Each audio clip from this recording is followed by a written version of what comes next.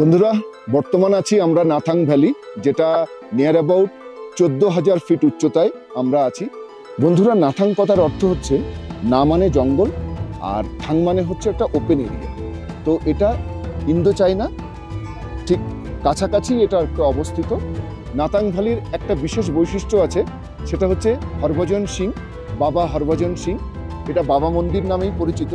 বাবা হরভজন সিং একজন ভারতীয় সৈনিক, যিনি পাঞ্জাবের কাপুরথালা থেকে তিনি এখানে পোস্টিং হয়েছিলেন, এবং কোনো একটা সময় তিনি এই ডিউটি আওয়ার্সে একটা দুর্ঘটনাবশত কোনো নদীর ধারে পড়ে যায় এবং তার দেহ বরফে জমে যায়।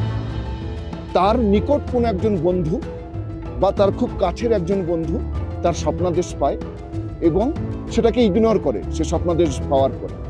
কিন্তু নেক্সট টাইম সে সেই স্বপ্নাদেশটা পায় এবং সেই জায়গায় যায় এবং গিয়ে দেখে এক্স্যাক্টলি বাবা হরভজন সিং সেখানেই কিন্তু তার বডিটা পাওয়া যায়। তো সেখান থেকেই তাকে একটা অন্য দৃষ্টিতে দেখা হয়।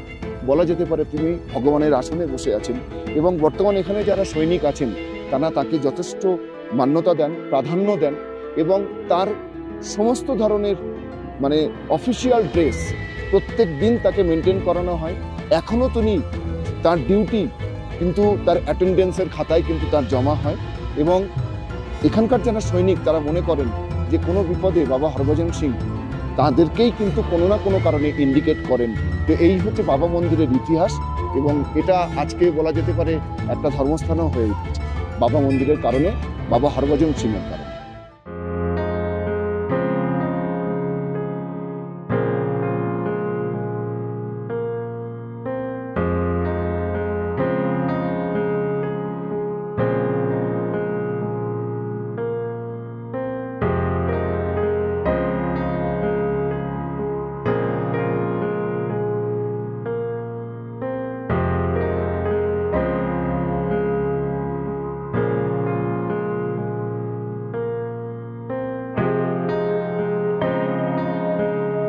বন্ধুরা, এখানেই আছে বাবা হরভজন সিং এর হিস্ট্রি রুম, যেটা লেখা রয়েছে হিস্ট্রি রুম। এখানে বাবা হরভজন সিং এর সমস্ত ধরনের তথ্য আপনারা এই রুমে আসলে পেয়ে যাবেন। সেটা প্রকৃতি আকারে এখানে তুলে দেওয়া আছে। তো আপনারা আসুন এবং দেখুন।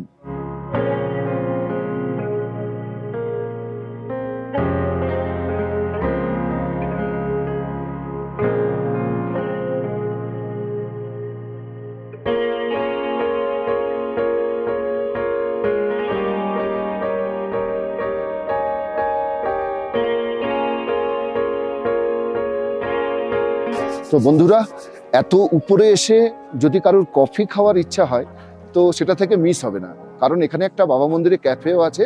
আপনারা চাইলে এখানে এসে রিফ্রেশও হতে পারেন। এই ভিডিওটি যদি আপনাদের ভালো লাগে লাইক করুন। এই ভিডিও সম্পর্কে আপনাদের মতামত জানাতে পারেন কমেন্টে। নতুন অতিথিদের কাছে রিকোয়েস্ট থাকলো উইজডম আনলিমিটেড চ্যানেলটিকে সাবস্ক্রাইব করার জন্য।